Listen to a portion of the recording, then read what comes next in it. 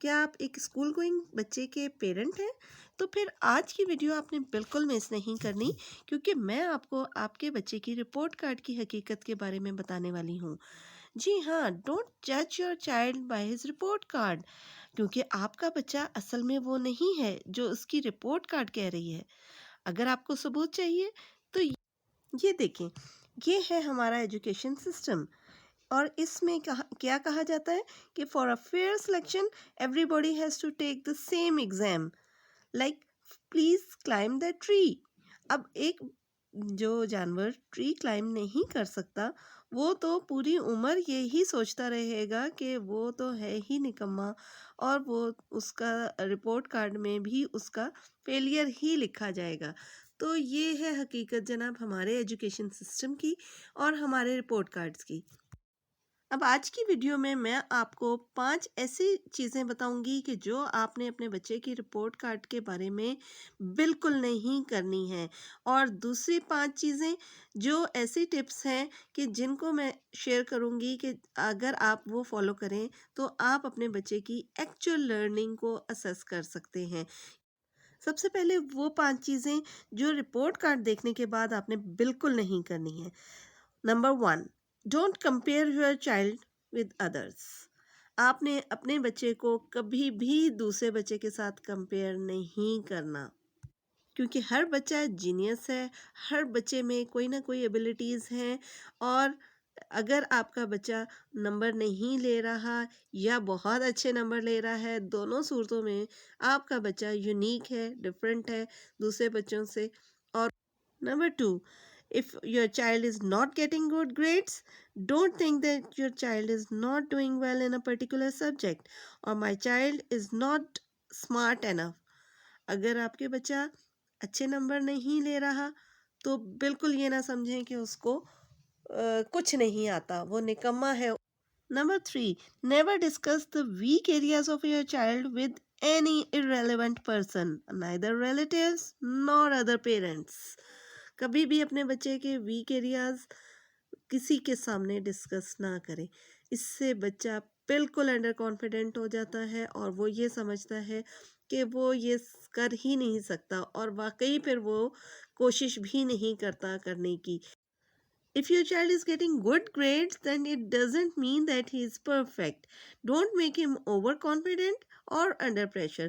यानी आपने ना ही उसको ओवर कॉन्फिडेंट करना है कि जी हमें तो हमेशा ही फर्स्ट आता हूँ, या मेरा बच्चा तो कभी नंबर कम ले ही नहीं सकता। इससे या तो वो ओवर कॉन्फिडेंट हो जाएगा या प्रेशर में आ जाएगा, और उसके लिए आइंदा ज़िंदगी में ये चीज़ बेनिफिशियल नहीं होगी। Without knowing the reason, never pressurize a child to get good grades.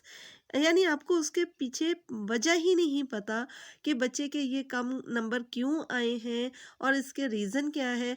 Without knowing the reason आप उसको प्रेशराइज करते हैं कि तुमने अच्छे नंबर क्यों नहीं लिए, आइंदा अच्छे नंबर लेने हैं, खूब मेहनत करनी है, और उसकी वजह जानने की कोशिश नहीं करते। तो ये भी बच्चे के लिए बहुत नुकसानदेह चीज़ होती है। अब आते हैं उस तरीके की तरफ जिससे आप अपने बच्चे की बिल्कुल एक्चुअल लर्निंग को असेस कर सकते हैं, और वो तरीका है informal appraisal system. Number 1 is skill based assessment. इसकी पहली शर्त ये है कि आपने इनफॉर्मल वे में बच्चे को जब असेस करना है तो उसकी स्किल वाइज या एरिया वाइज उसको असेस करें, चाहे वो रीडिंग स्किल है, चाहे वो राइटिंग स्किल है, या कोई भी एक एरिया स्पेसिफाई करके सिर्फ उसको असेस करें कि वो बच्चे का वीक है या स्ट्रॉन्ग है। अगर बच्चे के रीडिंग अच्छी है तो उसको रीडिंग में अच्छे ग्रेड्स मिलने चाहिए। अगर उसकी राइटिंग अच्छी है तो उसके राइटिंग के ग्रेड्स अच्छे होने चाहिए। इसी तरह जो भी वीक एरियाज़ हैं या स्ट्रेंथ है बच्चे की, वो उसकी नोट की जाए उस असेसमेंट में। इसका नंबर 2 स्टेप है मल्टीपल टाइम्स असेसमेंट। यानी सिर्फ एक दफ़ा असेस ना किया जाए कि एक दफ़ा आपने रीडिंग सुन ली बच्चे से और आपको लगा कि इसकी तो रीडिंग ही बहुत वीक है, इसको तो आता ही नहीं पढ़ना।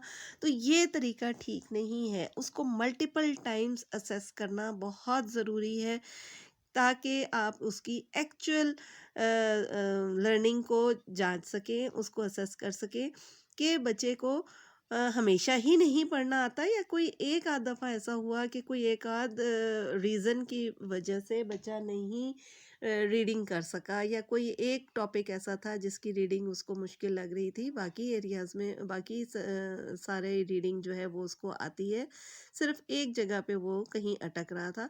तो इस तरह से मल्टीपल टाइम्स असेस करना ज़रूरी है हर स्किल को।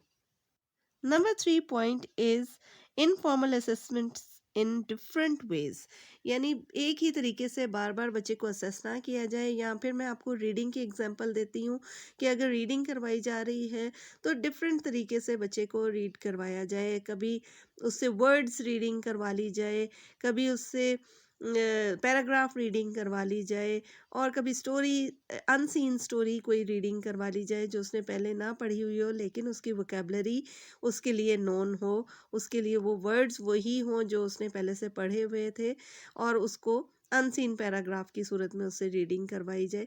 तो ये डिफरेंट वेज होते हैं जिससे आप उसकी एक्चुअल लर्निंग को असेस कर सकते हैं। मल्टीपल टाइम्स आपने एक एक एरिया को असेस कर लिया, और उसको डिफरेंट वेज में भी असेस कर लिया, और स्किल वाइज उसकी सारी असेसमेंट्स हो गई, लेकिन आपने उसका रिकॉर्ड नहीं रखा, तो इन सारी एफर्ट का कोई फ़ायदा नहीं। रिकॉर्ड कीपिंग कैसे की जाए, तो मैं आपको ये एक शीट दिखाती हूँ। इसमें आप इस बच्चे की परफॉर्मेंस को 4 कैटेगरीज में डिवाइड कर लें। ए प्लस ग्रेड दे दें या ग्रेडिंग सिस्टम कर लें। तो ए प्लस ग्रेड वो है कि जिसमें बच्चे ने खुद से बगैर किसी हेल्प के उस असेसमेंट को सॉल्व किया, बगैर किसी गलती के। नंबर 2 ग्रेड जो होगा, उसको आप ए ग्रेड कह लें, कि जिसमें बच्चे ने कभी थोड़ी सी मिस्टेक कर ली, लेकिन ज़्यादातर मोस्टली उसका काम जो था वो बगैर किसी हेल्प के अच्छा रहा। कभी कभार वो उसने थोड़ा बहुत गलत कर लिया। नंबर 3 पे बी ग्रेड आ जाएगा, जहाँ पे उसको आपने देना है उस वक्त जब आपको थोड़ी सी हेल्प करनी पड़ी, लेकिन बच्चे ने कर लिया, अटेम्प्ट कर लिया। और लास्ट में सी ग्रेड उस वक्त दिया जाएगा कि जब हेल्प करने के बावजूद बच्चा नहीं अटेम्प्ट कर सका, और उसको बिल्कुल नहीं आ रहा था करना। आपने बार बार उसको गाइड भी किया, लेकिन गाइड करने के बावजूद भी वो नहीं अटेम्प्ट कर सका, तो ये उसका लास्ट ग्रेड यानी सी ग्रेड होगा। तो इस तरह से आपने इन शीट को फिल अप करना है उसके हर असेसमेंट के ऊपर। जितनी दफ़ा आपने उसको घर में असेस किया है, उतनी दफ़ा उसके ग्रेड्स आप खुद लगाते जाएं, और ओवरऑल फिर उसका एवरेज देख लें कि ज़्यादातर बच्चे ने हर असेसमेंट में कैसे ग्रेड्स लिए हैं। अगर एवरेज उसका ज़्यादातर ए प्लस ग्रेड का है, तो दैट मीन्स कि बच्चा जो है वो आपका बिल्कुल ठीक है, उस एरिया में वो स्किल उसको आती है। और अगर वो एवरेज जा रहा है, तब भी आपको एक नज़र में उसका परफॉर्मेंस पता चल जाएगी। तो जनाब, ये है रिकॉर्ड कीपिंग का तरीका, और इस शीट को आपने फिल करना है अपने बच्चे की परफॉर्मेंस के हिसाब से। आपका बच्चा मॉन्टेसरी में है, ग्रेड 1 में है, या अप टू ग्रेड 10th किसी भी क्लास में है, आप इस इनफॉर्मल अप्रेजल सिस्टम के मेथड से अपने बच्चे की एक्चुअल लर्निंग का पता चला सकते हैं। लेकिन याद रखिए, remember, our job as a parent is not to create perfect children, but to help them become the best versions of themselves. तो अगर आपको अपने बच्चे की वीकनेसेस का पता चल जाता है थ्रू दिस रिपोर्ट कार्ड, तो आप अपने बच्चे को हेल्प कर सकते हैं to improve the weak areas. उसके जो जहाँ उसको हेल्प की ज़रूरत है, आप उसको हेल्प करें, ताकि वो उनके वीक एरियाज को इम्प्रूव करके और अपना परफॉर्मेंस को बेहतर बना सके।